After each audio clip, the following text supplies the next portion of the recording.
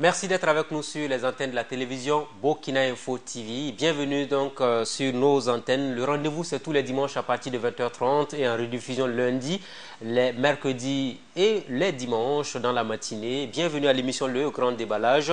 Chaque semaine, nous avons rendez-vous avec un invité tiré sur le volet, une personnalité qui passe en revue quelques points importants de l'actualité. Et aujourd'hui, nous avons l'honneur et le plaisir de recevoir le contrôleur général d'État, M. Luc Marus-Ibriga. Bonjour, bonsoir. Bonjour. Bienvenue sur le plateau de l'émission Le Grand Déballage de Burkina Info. Merci d'avoir accepté notre invitation. Une question très simple pour commencer. Depuis un bout de temps, on ne vous entend pas beaucoup dans les médias. Que devient Luc Marus-Ibriga? Finalement, la question, beaucoup se la pose. Non, Luc Marus-Ibriga est là et il travaille à l'autorité supérieure de contrôle d'État et de lutte contre la corruption.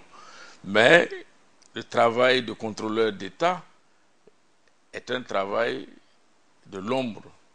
Ce n'est pas un travail qui doit être mis au devant de la scène. Ce sont les résultats qui doivent être mis au devant de la scène. Parce que nous avons un certain nombre d'obligations qui pèsent sur nous. L'obligation de respecter la présomption d'innocence, l'obligation de ne pas empiéter sur les prérogatives du juge. Nous constatons les faits. Nous constatons les irrégularités, nous constatons ce qui peut être considéré comme des malversations et il appartient au juge de qualifier. À un moment donné, on a parlé de réforme au niveau de l'autorité supérieure de contrôle d'État pour vous permettre de poursuivre des gens. À ce niveau, est-ce que les choses ont nettement évolué au Burkina Faso? Oui, les choses ont nettement évolué parce que la restructuration de l'autorité supérieure de contrôle d'État, qui est devenue aujourd'hui autorité supérieure de contrôle d'État et de lutte contre la corruption, a touché une bonne partie de l'institution, dans la mesure où l'institution aujourd'hui a des prérogatives qu'elle n'avait pas du temps de l'ASE. Ainsi, par exemple, elle a des pouvoirs d'investigation que prescrit la loi organique 082-2015 CNT. Investigation dans une logique de saisine. Vous avez l'autosaisine qui vous est permise aujourd'hui. Est-ce que vous pouvez vous-même vous autosaisir d'un document? Oui. Nous avons l'autosaisine. Dans les prérogatives de l'ASE, il y a 3 modes de saisine de l'institution. Il y a les plaintes et les dénonciations du citoyen lambda qui peut saisir l'ASE. Même sans preuve, quand on dénonce? Il dénonce et l'ASE a une cellule d'analyse des dénonciations pour voir leur pertinence et si cela s'avère pertinent, d'aller plus avant dans l'investigation.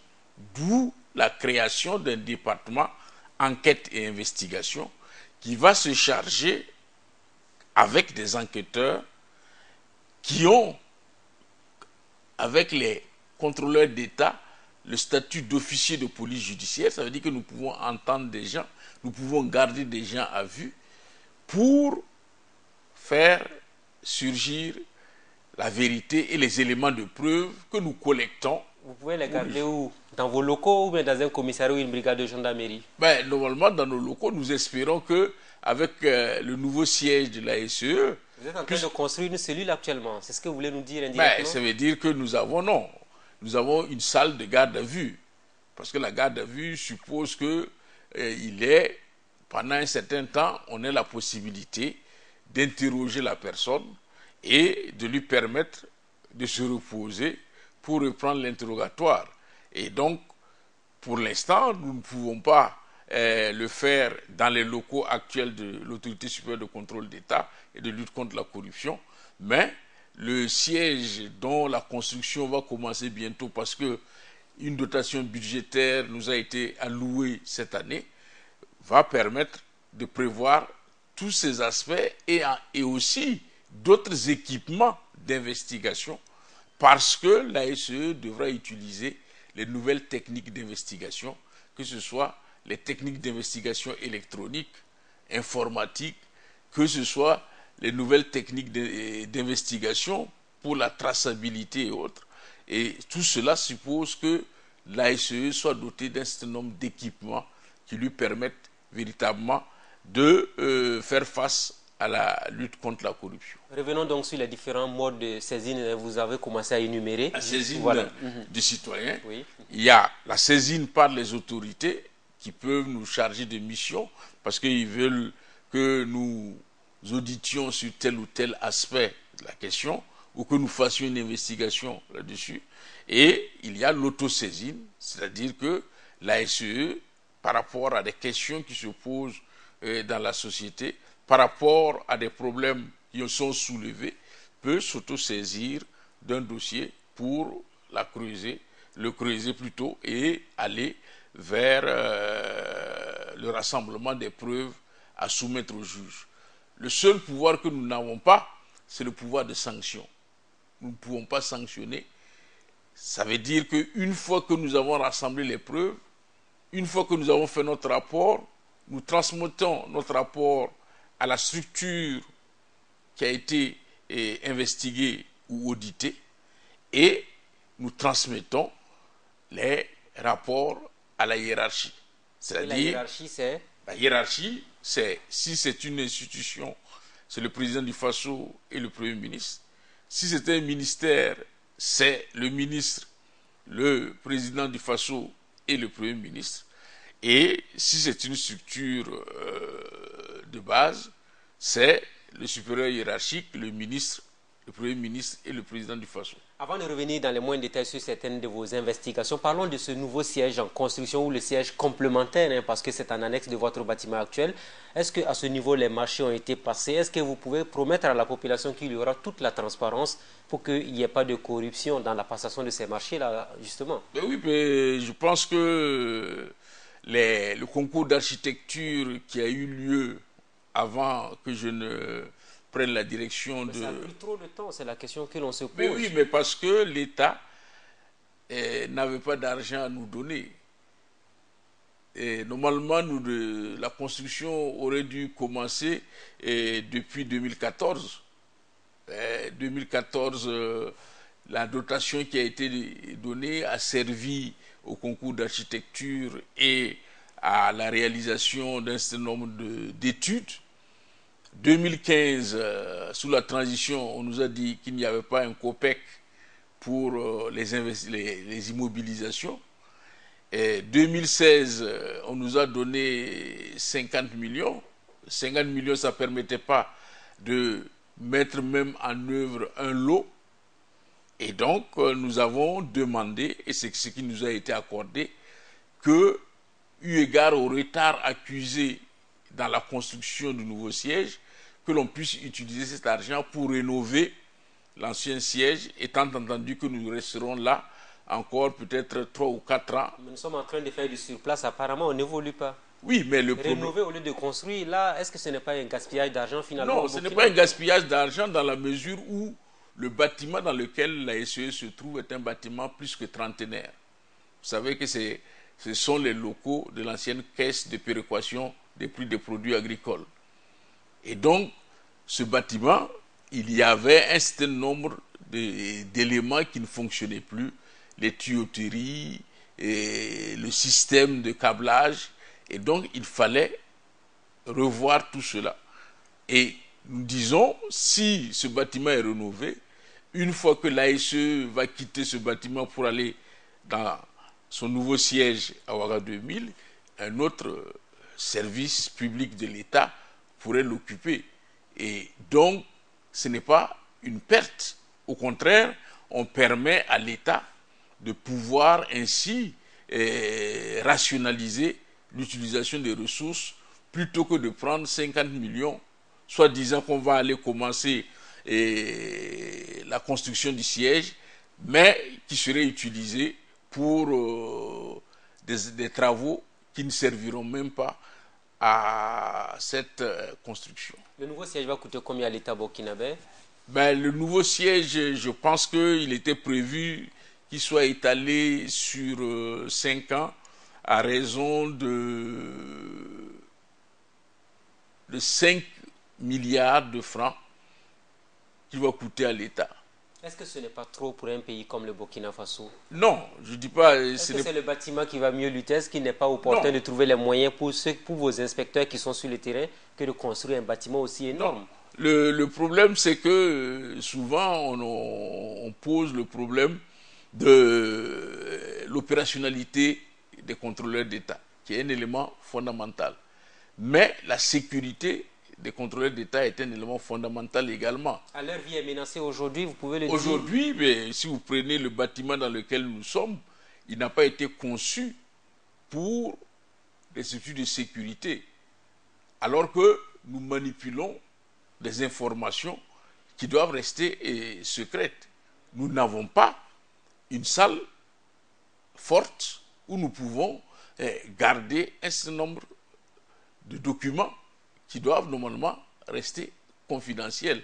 Et c'est pour ça d'ailleurs que jusqu'à présent, nous n'avons pas opérationnalisé la déclaration d'intérêt et de patrimoine, parce que, mis à part les hommes politiques, pour tous les autres déclarants, la déclaration doit rester confidentielle. Or, aujourd'hui, il n'y a pas d'archivage qui permette à l'ASE-LC de garder ces documents sur un plan confidentiel. Ah, mais là, c'est suffisamment grave parce qu'il Oui. n'y a pas de mémoire finalement à votre niveau. Non.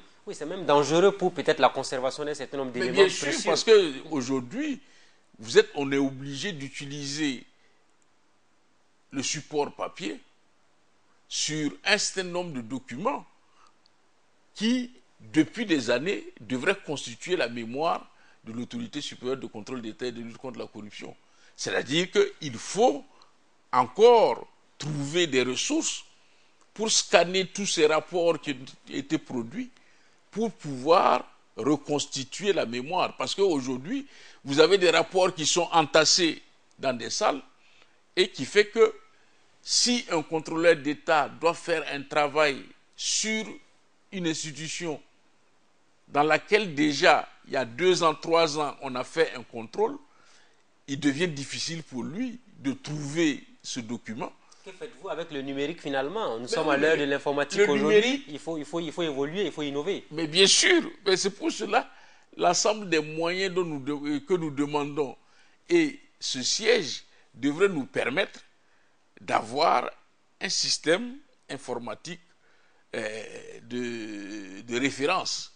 D'ailleurs, actuellement, nous avons, avec l'appui de la Banque mondiale, une étude pour le schéma directeur informatique de l'autorité supérieure de contrôle d'État et de lutte contre la corruption. Nous espérons qu'avec cette infrastructure informatique, nous pourrons mettre en place une base de données qui permettra non seulement à l'ASE, mais à l'ensemble des corps de contrôle d'avoir une mémoire et de pouvoir travailler avec plus de célérité. Vous avez parlé de sécurité tout à l'heure. Est-ce que certains de vos contrôleurs sont souvent menacés dans l'exercice de leur métier quand on voit la sensibilité du travail qui est fait au quotidien?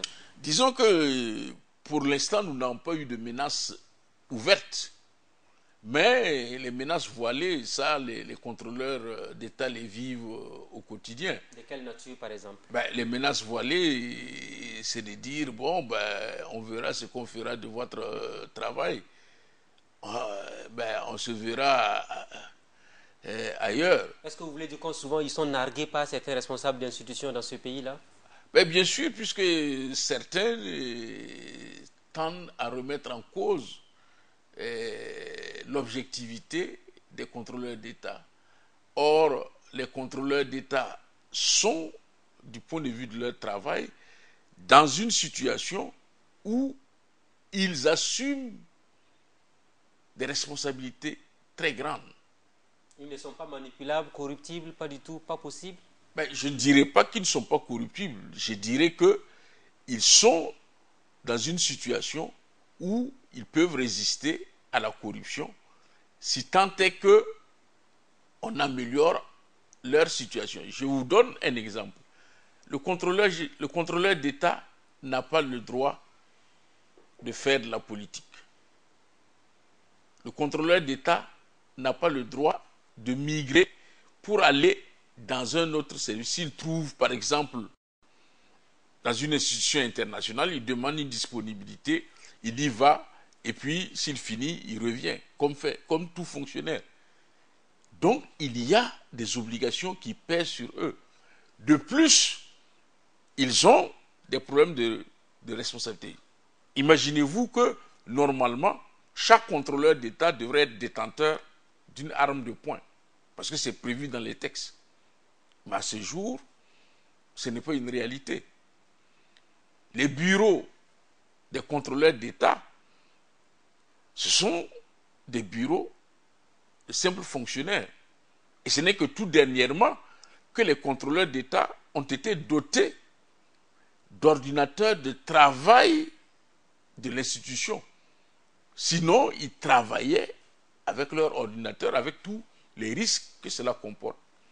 C'est vous dire qu'aujourd'hui, le statut de contrôleur d'État et le statut des inspecteurs techniques méritent d'être améliorés parce que les charges qui pèsent sur ces personnes qui n'ont pas souvent de vie de famille, parce que le travail qu'ils font pèse sur eux et pèse aussi sur leur famille, parce qu'il y a des risques énormes qu'ils prennent à rechercher la vérité et en recherchant la vérité à être objectifs. Et voilà pourquoi nous disons que nous nous contentons de constater les faits, de rassembler les preuves. Donc vous faites avec les moyens de bord. Ça veut dire que quand on vous donne peu de moyens, vous travaillez avec peu de moyens. Vous n'allez pas au-delà de ce que l'État vous donne aujourd'hui comme Non, moyens. aujourd'hui, si nous devions nous en tenir à ce que l'État nous donne, nous n'aurions pas les résultats actuels. Clairement, hein? Oui, nous n'aurions pas les résultats actuels. Je vous donne l'exemple de l'audit de la transition. C'est une mission commandée. Normalement, le gouvernement doit mettre les ressources à la disposition de l'autorité supérieure de contrôle d'État et de lutte contre la corruption. Les contrôleurs d'État, les inspecteurs techniques ont fait le travail jusqu'au bout sans que le budget ne tombe. C'est une fois le travail fini que le budget est tombé. L'audit de la transition a coûté combien? L'audit de la transition, il a coûté aux environs de 100 et quelques millions.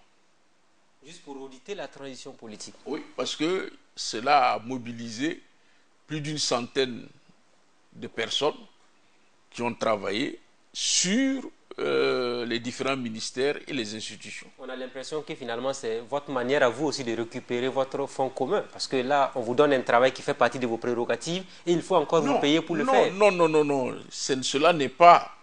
ça ne fait pas partie de nos... des ressources supplémentaires. Non, ça ne fait pas partie de nos prérogatives. C'est-à-dire, vous avez dans le budget que l'État donne à l'ASE un certain nombre de missions.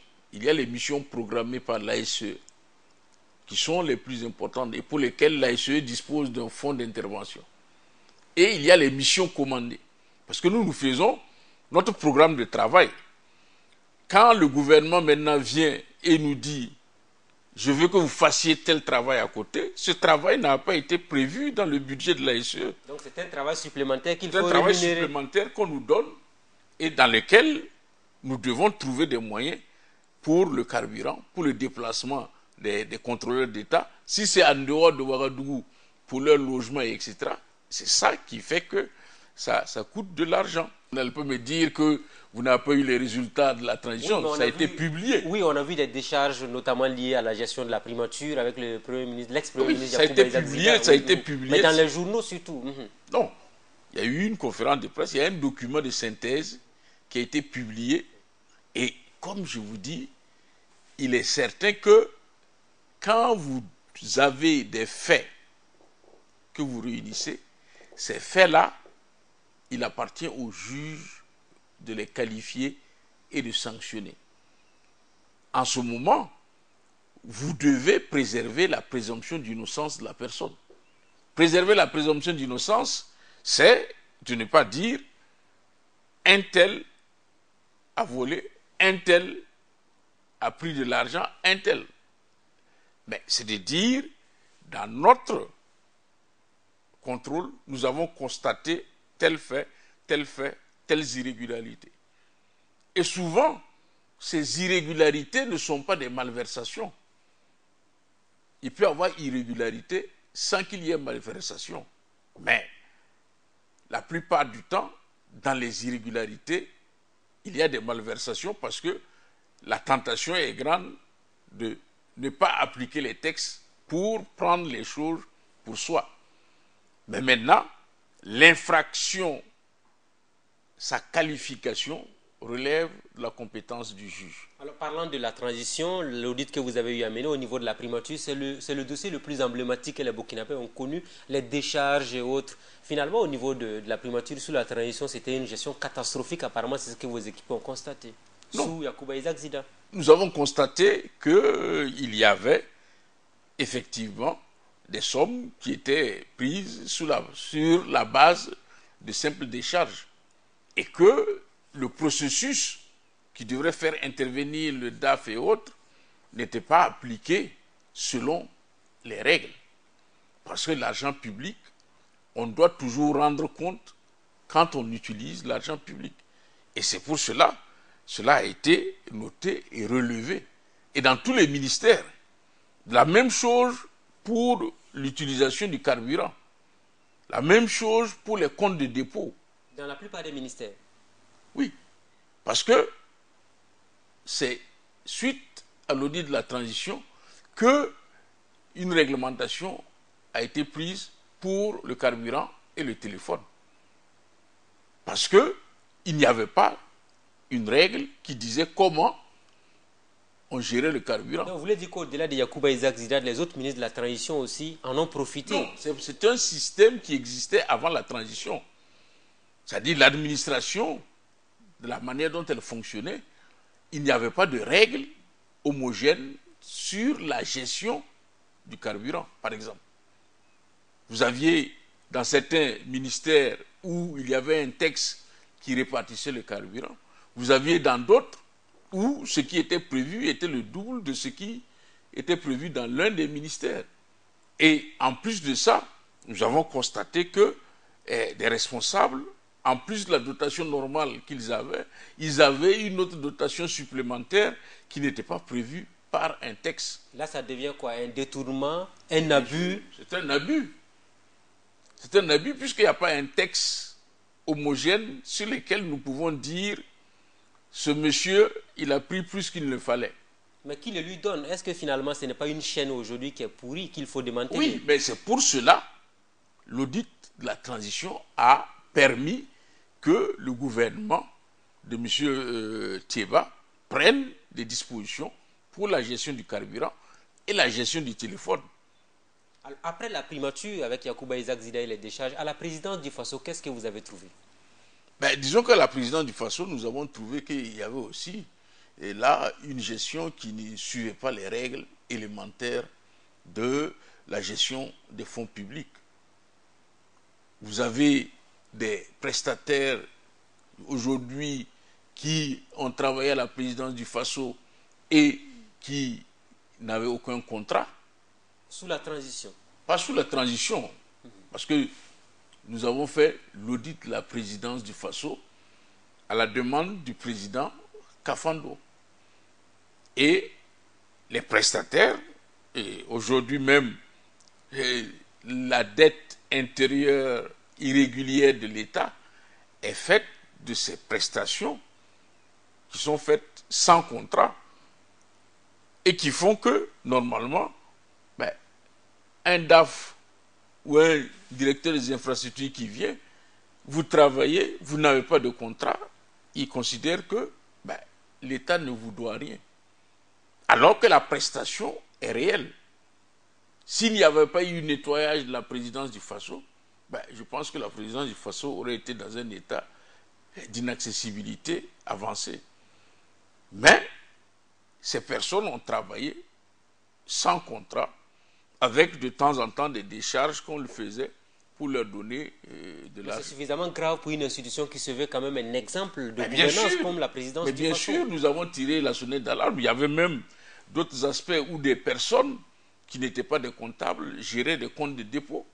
À la présidence? À la présidence du Faso, avant la transition. Ça veut dire que plusieurs milliards se sont volatilisés sans doute. Là, il est certain que quand à la présidence du Faso, il n'y a pas de comptabilité matière pour connaître de façon exhaustive quels sont les biens qui relèvent de la présidence du Faso, mais que cela relève d'un seul individu qui sait où se trouve telle chose, que tel à tel endroit il y a tant de chaises, à tel endroit il y a tant de tables, à tel endroit il y a telle voiture et telle voiture appartiennent à la présidence du Faso. En ce moment, ce n'est pas une gestion digne d'une présidence du Faso qui, normalement, est la structure qui doit donner l'exemple pour le reste de l'administration. À l'analyse des faits, vous vous êtes dit que la présidence était devenue finalement donc un outil de copinage politique pour pouvoir se donner des marchés, sans doute? Non, disons que la gestion ne suit pas l'orthodoxie financière, l'orthodoxie de gestion des finances publiques. Ce qui n'est pas normal, parce que la bonne gouvernance commence à la présidence du Faso. Parce que qui peut ensuite donner le là pour que le reste de l'administration suive? Voilà pourquoi ce rapport-là fait partie des éléments qui vont figurer dans le rapport général 2015 que nous devons remettre au président du Faso. Mais déjà le président du Faso est saisi de ce rapport et nous espérons que dans le cadre de l'audit de l'année N-1, puisque nous allons auditer la gestion 2016 du gouvernement Kabatieba et des institutions, nous espérons que quand nous allons arriver à la présidence, nous ne trouverons pas les mêmes choses et que les recommandations que nous avons eu à faire auront été suivies. Alors, et sous la transition politique, qu'est-ce que vous avez constaté dans la gestion de la présidence du Faso? Non, sous la transition, la gestion de la présidence du Faso n'avait pas changé du tout au tout. C'est-à-dire que, du point de vue, pendant presque une bonne partie de la transition, ce sont les mêmes acteurs qui sont restés au niveau de la présidence. Avec les mêmes comportements, les mêmes abus. Nous ne pouvons pas dire cela. Cela, ça suppose que nous fassions un contrôle de la présidence sous la transition, ce que nous n'avions pas fait à l'époque, parce que à l'époque, nous étions dans le cadre de la gestion de la présidence avant la transition. Alors, et au niveau du Parlement? Nous n'avons pas de pouvoir pour aller investiguer au Parlement. Ce débat, il est mené dans l'opinion. Ça veut dire que finalement, le Parlement est devenu une république dans une république. Mais c'est pour cela, dans le projet de constitution, il y a l'idée que l'ensemble des forces, l'ensemble des pouvoirs doivent être contrôlés dans leur gestion. Et c'est pour cela que la proposition est faite que la Cour des comptes puisse contrôler les comptes de gestion de l'Assemblée nationale. Il le faut impérativement pour la bonne gouvernance. Oui, ça je suis d'accord avec vous et je me dis, quand on est représentant de la nation, ce n'est pas la prérogative seulement de dire qu'on est représentant de la nation. Quand on est représentant de la nation, c'est pour aussi donner à la nation la manière dont on doit utiliser les fonds publics. Et si la bonne gouvernance est un principe qui s'applique à la République et à l'État, l'Assemblée nationale n'est pas en dehors de l'État et l'Assemblée nationale doit se conformer aux règles de la bonne gouvernance qui veut qu'il y ait redevabilité.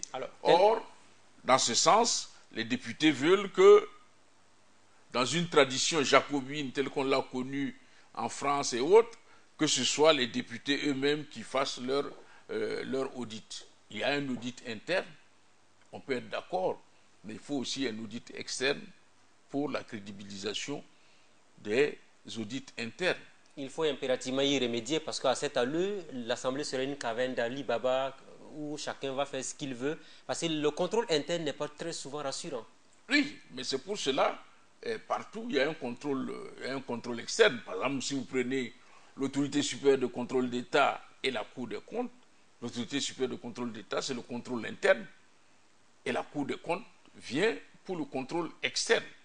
Et ça permet de joindre les efforts pour faire en sorte qu'il y ait peu de dissipation du bien public. Et je pense qu'il serait bon que les députés, au-delà des prérogatives que leur donne leur titre de représentant de la nation, se conforment aux principes et aux règles de la bonne gouvernance. En principe, cela ne devrait même pas faire l'objet d'un plaidoyer ou d'une constitutionnalisation de l'Assemblée. Non, parce que je dis cela parce que c'est rentré dans les us et coutumes du pouvoir législatif. N'est-ce pas là peut-être une négation de la démocratie au Burkina Faso, une assemblée votée par le peuple qui n'est pas contrôlée? Non, vous avez des systèmes démocratiques qui ont fonctionné comme ça et dont nous avons hérité les règles. Vous prenez par exemple en France, c'est l'autocontrôle. Et c'est cet autocontrôle-là que l'on veut voir ici instauré ou continuer au Burkina Faso, puisque ça avait été toujours comme ça.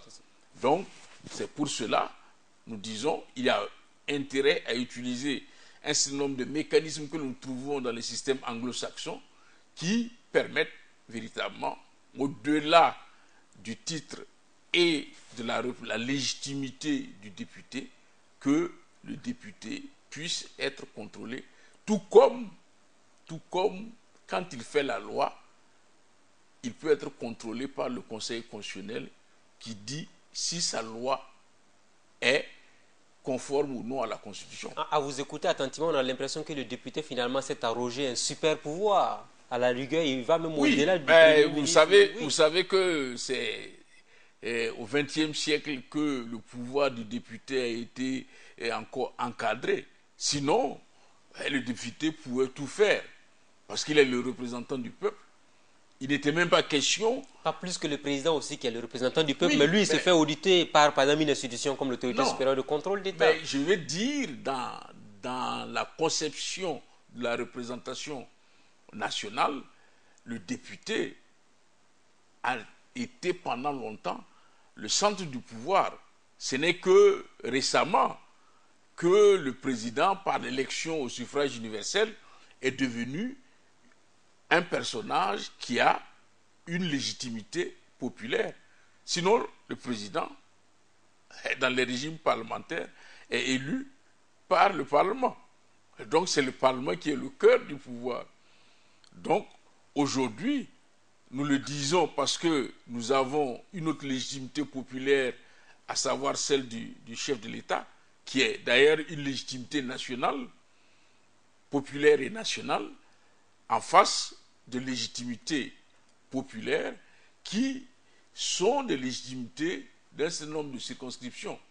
C'est ce qui a fait qu'aujourd'hui on parle d'un abaissement du Parlement parce que la fonction présidentielle a pris un tour très grand de par l'élection au suffrage universel par rapport à la fonction parlementaire qui était avant le cœur du pouvoir. Alors on espère que cette recommandation va passer au niveau de la réforme constitutionnelle à venir. Parlant toujours de vos investigations, il y a un dossier sur lequel vous étiez très attendu, c'est celui du Conseil supérieur de la communication. Et finalement, le journal L'événement a rendu public donc vos investigations. Plusieurs faits ont été rendus publics. Détournement, collusion, surfacturation, favoritisme sont les principales fautes de gestion que vous avez eu à constater. Alors là, on s'est dit, plus de 600 millions de francs CFA à rembourser, c'est énorme pour une institution comme le Conseil supérieur de la communication. Non, je pense que là aussi, il faut que on ait raison gardée. La SELC n'a pas parlé de malversation. La SELC a parlé d'irrégularités. Des irrégularités, à l'intérieur, il y a des malversations. Donc on tombe toujours dans le mot malversation finalement. Oui, mais non, mais la qualification, nous considérons que nous constatons que, par exemple, telle ou telle chose n'a pas été faite selon les règles qui sont prévues. Et si ce n'est pas fait selon les règles qui sont prévues, la loi ou le décret prévoit que cela est considéré comme devant être remis à l'État. Ça n'a pas été fait. Et donc, nous comptabilisons. Par exemple, si vous faites un changement de ligne sans en avoir l'autorisation, c'est un acte qui est nul. Mais plus grave, vous avez eu à remarquer qu'il y a des ordres de mission qui ont été établis pour des missions à l'étranger. L'argent même a été décaissé alors que... Enfin, l'argent a été décaissé alors qu'il n'y a même pas d'ordre de mission. Les voyages n'ont même pas été effectués. Vous l'avez constaté. Ça, ce sont des constatations que nous faisons. Mais ça, c'est plus grave. Là, c'est un détournement clair. Oui, Mais je vous dis, à ce moment, nous constatons le fait et nous mettons la somme en question au débit. Et nous totalisons l'ensemble, ça fait tant de millions. Maintenant, une fois que l'ASE a fait son rapport, l'ASE a l'obligation de soumettre son rapport aux personnes incriminées. Les personnes incriminées ont 30 jours pour faire leurs observations. Mais il ne faut pas que les gens croient que quand ils ont fait leurs observations, cela lie l'ASE. Mais c'est ce que le CSE vous reproche parce qu'on vous dit clairement que vous n'avez pas pris en compte toutes les observations qui ont été formulées. Mais bien sûr, parce que nous considérons que les documents qui nous ont été portés ne sont pas valables. Ils ne sont pas valables et nous avons nos raisons. Voilà pourquoi nous disons que nous ne les prenons pas en cause. C'est comme quand vous faites de l'expertise comptable, vous pouvez amener un dossier comptable à quelqu'un avec tous les éléments, mais l'expert comptable le rejette parce qu'il considère qu'il n'est pas valable. Mais plus grave au niveau du Conseil supérieur de la communication, le CSC, la présidente du reste, a demandé qu'on fasse une contre-expertise. Ce n'est pas possible. Ce n'est pas possible parce que ça signifierait qu'il ne faut plus d'autorité supérieure de contrôle d'État et de lutte contre la corruption. Imaginez que nous acceptions ou que les plus hautes autorités acceptent la contre-expertise. Que vaudrait dorénavant le point de vue de l'autorité supérieure de contrôle d'État et de lutte contre la corruption? Ça veut dire que le fonctionnaire, même s'il se trouve en situation d'infraction, va toujours contester. Or là, le législateur a prévu un mécanisme et le CSC doit se conformer à ce mécanisme. L'ASE-LC fait son rapport. Il transmet les points qui sont considérés comme des points litigieux au juge. Le CSC ira devant le juge pour se justifier. Seul le juge pourra laver ou retenir l'infraction. Donc, pas de contre-expertise. Pas de contre-expertise. Sinon, ce n'est même pas la peine. Ce n'est même pas la peine que la... Est-ce que cette proposition, selon vous, est une fuite en avant des responsables du Conseil supérieur de la communication? Mais bien sûr.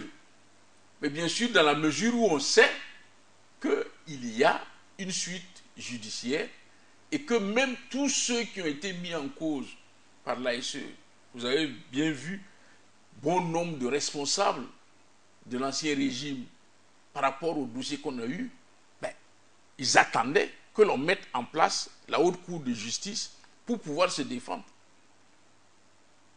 Mais il n'est venu à la tête d'aucun d'eux de dire, bon, nous allons demander une contre-expertise. On a l'impression que c'est même un affront pour votre institution. Mais bien sûr, parce que c'est vraiment ne pas méconnaître le système de fonctionnement du contrôle. Parce que le contrôle, il est finalisé par le juge.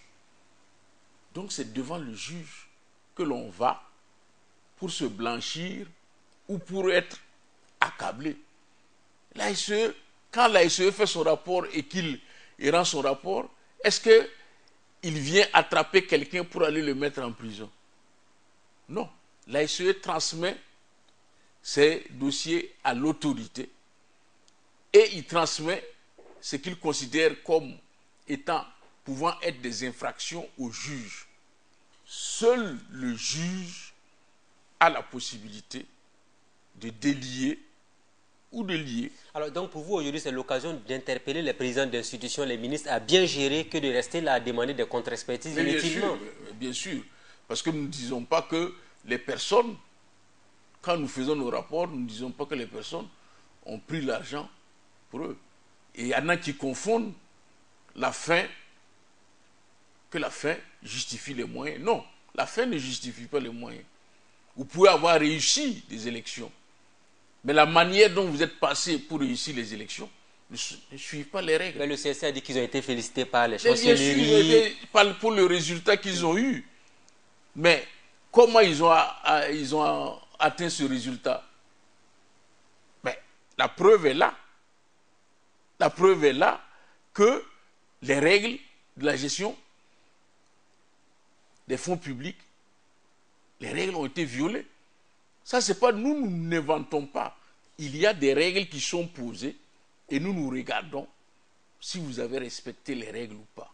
Est-ce qu'un président d'institution qui a violé les règles de fonctionnement en matière de gestion publique mérite son poste selon vous? Ça ne relève pas de la SELC. Pour une question d'éthique même, est-ce qu'il le faut? La SELC a rendu son travail. Le juge a été saisi, le procureur a été saisi. Il appartient à ceux qui ont le pouvoir de nomination de faire leur travail. S'ils considèrent que cela ne pose pas un problème, ben, ça ne pose pas de problème. Mais je dis que de ce point de vue, on ne doit pas, parce que les irrégularités sont là, on ne doit pas, sur ce plan, considérer que l'institution a failli et on demande une contre-expertise comme si on ne connaissait pas Les règles. comment les règles fonctionnent. Alors, est-ce qu'aujourd'hui, ce n'est pas un peu lamentable de voir que deux institutions nobles, comme le CSC ou encore l'Autorité supérieure de contrôle d'État, se retrouvent à se fourvoyer de cette manière pour demander une contre-expertise alors que... L'Autorité supérieure de contrôle d'État ne s'est jamais fourvoyée. Non. Et l'Autorité supérieure de contrôle d'État, à part aujourd'hui, on vous évoquait la question, est-ce que vous avez entendu la SE parler de cette question? Vous êtes serein à votre niveau? Oui, nous sommes sereins. Parce que c'est sur la base d'une dénonciation que nous sommes partis. Ce n'est pas un audit, c'est une dénonciation. Et nous sommes allés vérifier la dénonciation. Qui s'est confirmé finalement de par ce que vous avez vu? En grande partie. Parce que nous avons constaté ces irrégularités-là.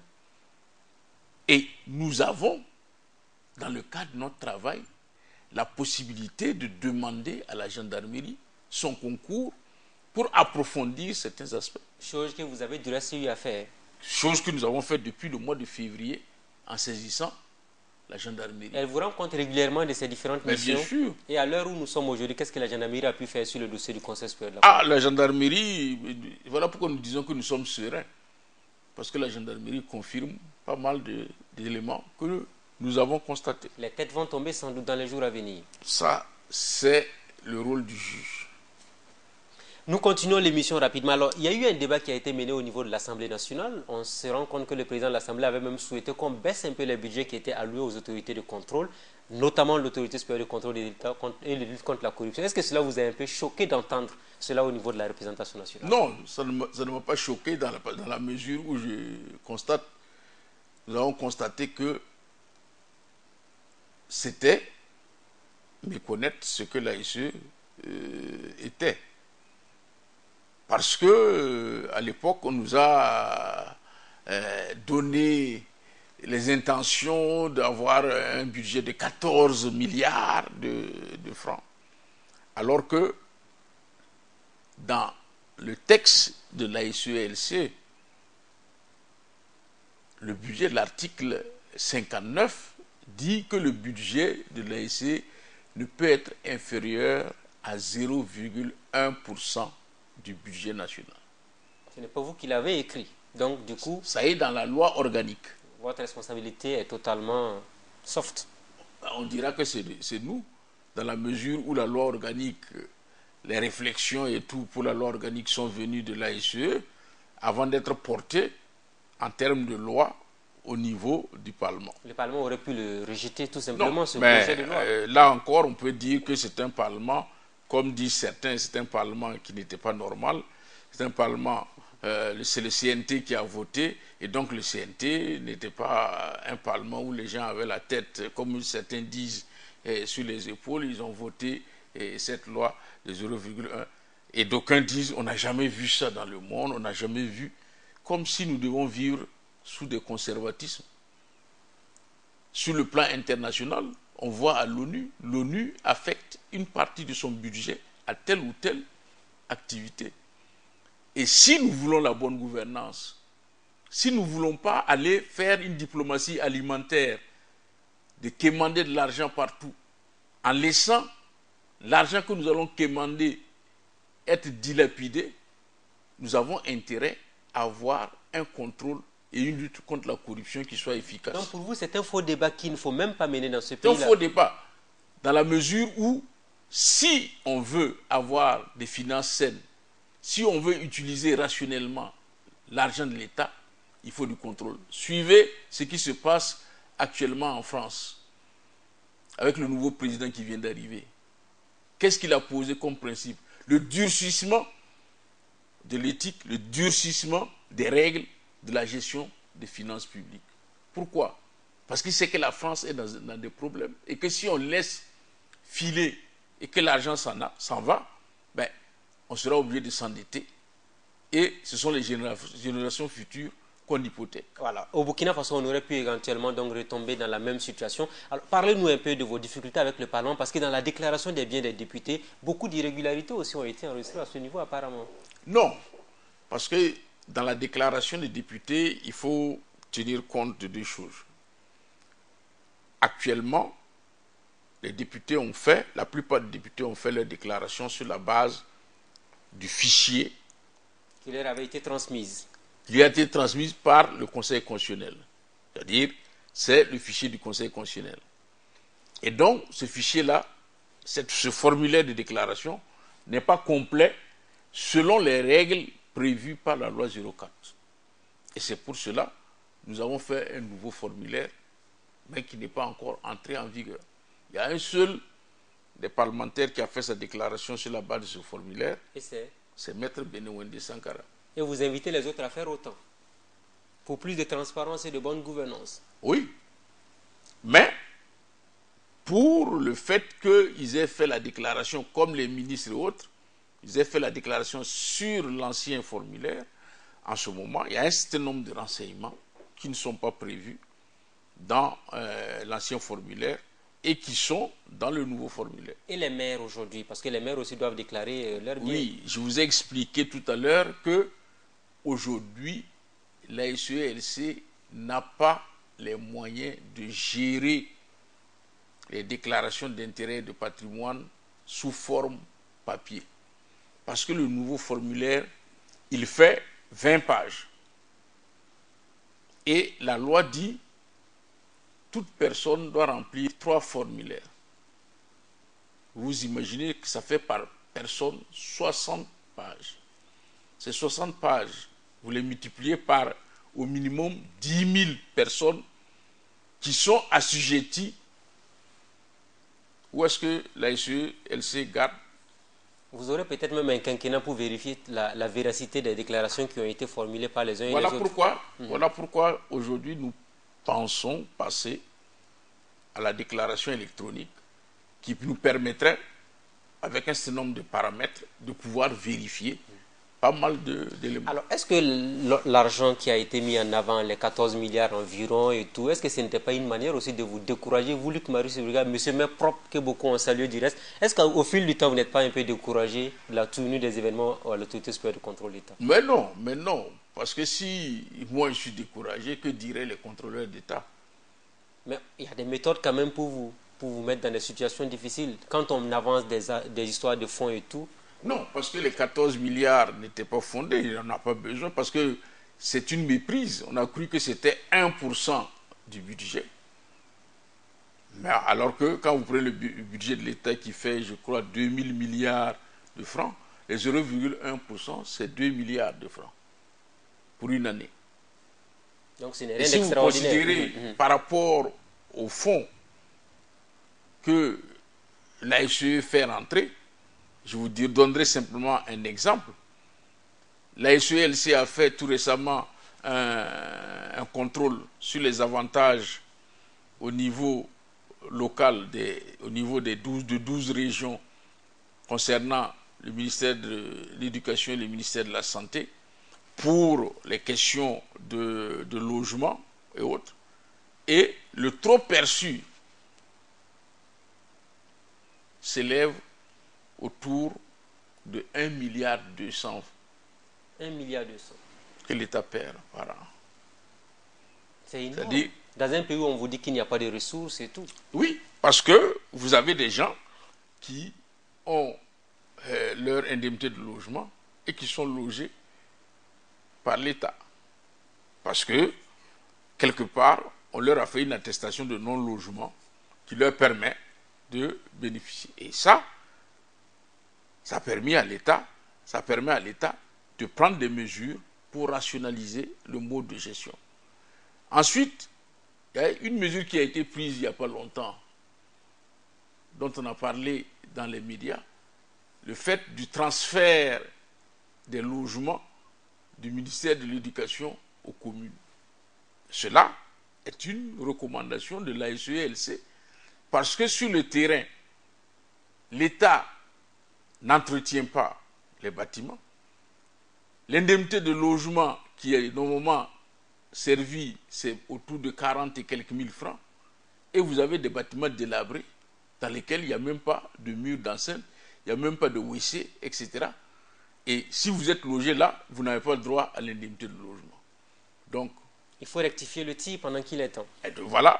Et actuellement, on va remettre aux communes qui vont travailler à les mettre aux normes et qui vont les louer en fonction d'un tarif qui permettra aux instituteurs, sur la base de leur indemnité de logement, de pouvoir choisir le logement qui leur convient.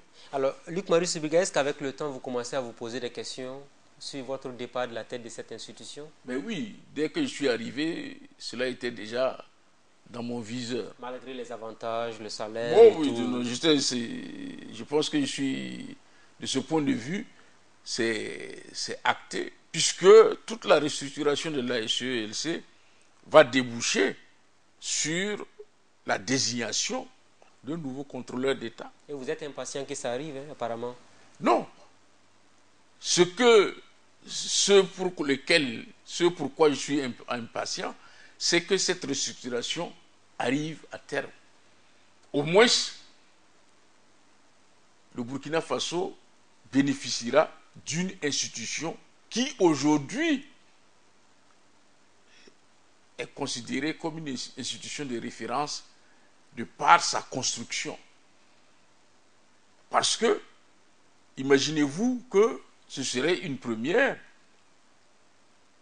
en Afrique de l'Ouest, ou peut-être, je ne sais, en Afrique, que le contrôleur général d'État ne soit pas désigné par les autorités, mais soit désigné par un collège de personnes venant du secteur public, du secteur privé et de la société. Un symbole fort, sans doute, de la transparence et de l'impartialité. Voilà.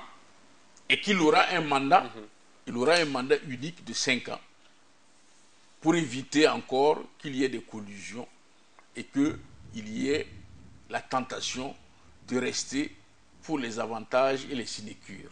D'accord, voilà qui est bien dit, on s'achemine pratiquement vers la fin de ce rendez-vous. Alors, je voulais vous poser une ou deux questions rapidement. Vous suivez attentivement le procès de l'insurrection d'octobre 2014. Au vu de tous ces rebondissements judiciaires, est-ce que vous êtes un peu déçu des insuffisances soulevées par les avocats de la défense? Non, je pense qu'un certain nombre d'insuffisances soulevées par les avocats de la défense ne tiennent pas la route. Ne tiennent pas la route dans la mesure où, quand ce qu'on apprend à un étudiant de première année en droit, en matière d'application de la loi dans le temps, c'est que les règles de procédure sont d'applicabilité immédiate.